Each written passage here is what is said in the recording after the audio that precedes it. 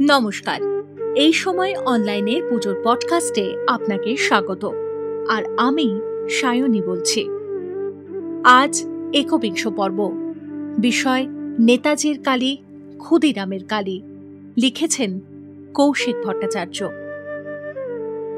জঙ্গলের ভেতরে ছোট্ট কালী মন্দির। আশেপাশে কোনো শ্মশান নেই, কিন্তু এখানে এলেই গাটা কেমন ছমছম করে ওঠে। মন্দিরের সামনে কুলুঙ্গিতে একটা মশাল জ্বলছে। টিমটিমে আলোয় আশপাশ খুব একটা পরিষ্কার নয়। তার উপরে দুপাশের বাঁশঝাড়ে আধার আরও ভারী হয়ে উঠেছে। কালী মন্দিরে আজ যজ্ঞ হবে, স্বাধীনতার যজ্ঞ। মন্দিরের চাতালে দাঁড়িয়ে রয়েছে এক বালক, মা কালীর দিকে মুখ। তাকে ঘিরে অস্পষ্ট কয়েকটা ছায়া মূর্তি। বালকের হাতে গীতা। খুব আলতো করে বইয়ের উপরে হাত বোলালো বালক। ওইভাবে হাঁটু মুড়ে কালীর সামনে বসে ধীর অথচ তৃপ্ত কণ্ঠে বলে উঠল, সাহসে যে দুঃখ দৈন্য চায়, মৃত্যুরে সে বাঁধে বাহুপাশে। কাল নৃত্য করে উপভোগ, মাতৃরূপা তারই কাছে আসে। আয় মাগো, আয় মোর পাশে।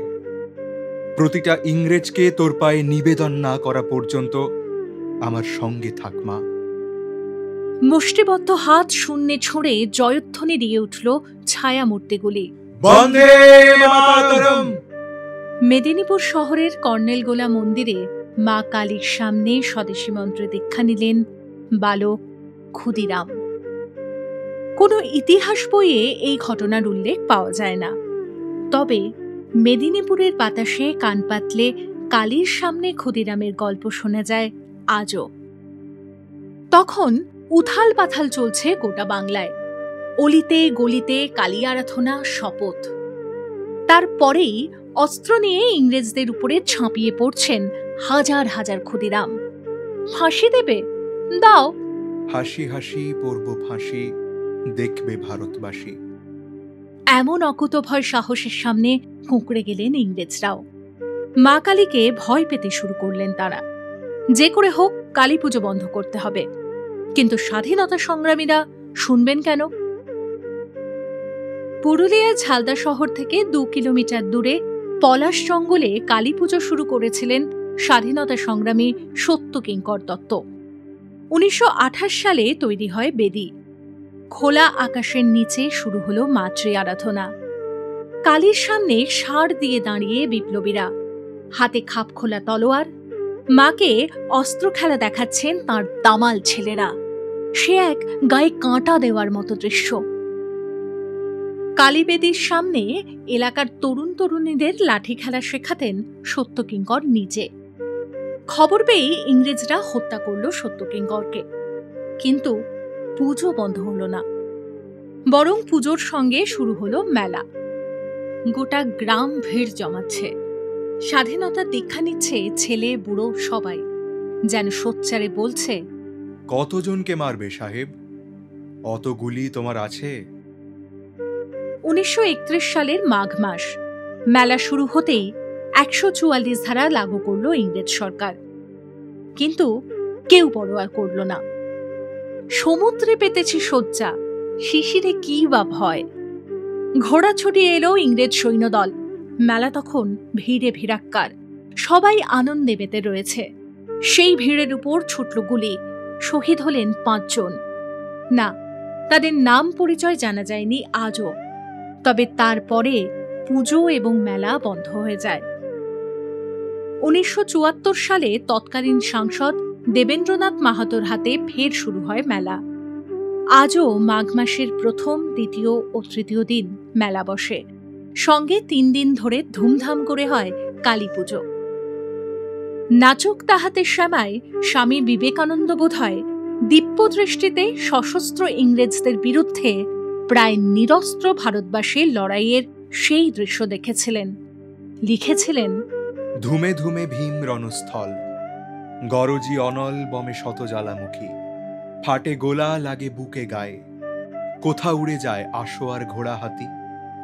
নেতাজি সুভাষচন্দ্র বসুর বড় প্রিয় ছিল এই কবিতা। বারবার পাঠ করতেন। উত্তর কলকাতার পাথরিয়াঘাটা ব্যায়াম সমিতির কালীপুজোর অন্যতম পুরোধা ছিলেন তিনি। স্বাধীনতা সংগ্রামে বাঘা যতীনের হাত ধরে শুরু হয়েছিল পাথরিয়াঘাটার সর্বজনীন কালীপুজো। পরে যার ভার সামলান নেতাজি স্বয়ং। কোনো প্রতিষ্ঠিত কালী মন্দির নয়, পাথরিয়াঘাটার পুজো সবার। বিপ্লবীরা মাকে ডাকতেন বড় কালী বলে। আজও সেই নামেই তিনি পরিচিত। ৩০ ফুটের পেল্লাই প্রতিমা, হাতে ৬ ফুটের খড়গ, খাঁটির উপর তৈরি।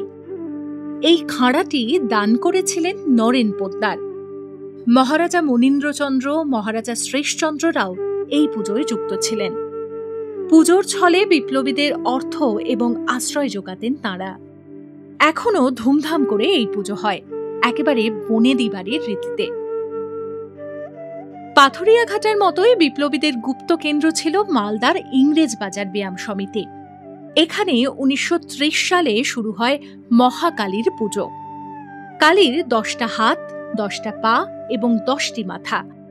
পায়ের নিচে শিব নয়, রয়েছে অসুরের কাটা মাথা। পুজো হয় চতুর্দশীতে। সেই সময়ে রাতে জমায়েত হলেই ব্রিটিশরা ধরে নিয়ে যেত, তাই আজও এই পুজো দিনের বেলায় হয়। কালীর বেদির নিচে রয়েছে পঞ্চমুণ্ডের আসন। ছাগ বলি দিয়ে তবেই শুরু হয় পুজো। এই পুজোতেও স্বদেশী মন্ত্রে দীক্ষা নিতেন বাংলার স্বাধীনতা সংগ্রামীরা। শক্তিরূপিণী কালী ভক্তের অন্তরে মহাজাগরণ ঘটাবেন, এটাই ছিল বিশ্বাস। কালীর সামনে শপথ নেওয়ার আগে নিরামিষ খেতেন স্বাধীনতা সংগ্রামীরা। একবেলা উপোস করতেন। বিপ্লবী নলিনী কিশোর গুহের বাংলায় বিপ্লববাদ বইতে তার বিস্তারিত বিবরণ রয়েছে। বিপ্লবী পুলিন বিহারী দাসের উদ্ধৃতি দিয়ে তিনি লিখেছেন, যে সভ্যকে দীক্ষাদান করা হইত, তাহাকে একবেলা হব্যিষান্ন আহার করিয়া ও একবেলা উপবাসী থাকিয়া পরের দিন স্নান ও শুভ্র বস্ত্র পরিধান করিয়া দীক্ষা গ্রহণ করিতে হইত। ইংরেজদের বিরুদ্ধে লড়াইয়ে কেন মা কালীকেই বেছে নিলেন স্বাধীনতা সংগ্রামীরা? এই প্রশ্নের চমৎকার উত্তর দিয়েছেন ঋষি অরবিন্দ। ভবানী মন্দিরে তিনি লিখছেন, আমরা শক্তিকে ত্যাগ করিয়াছি, শক্তিও আমাদের ত্যাগ করিয়াছে। আমাদের হৃদয়, মস্তিষ্কে, বাহুতে মা নেই। যা আমাদের সর্বাগ্রে অর্জন করা উচিত তা শক্তি।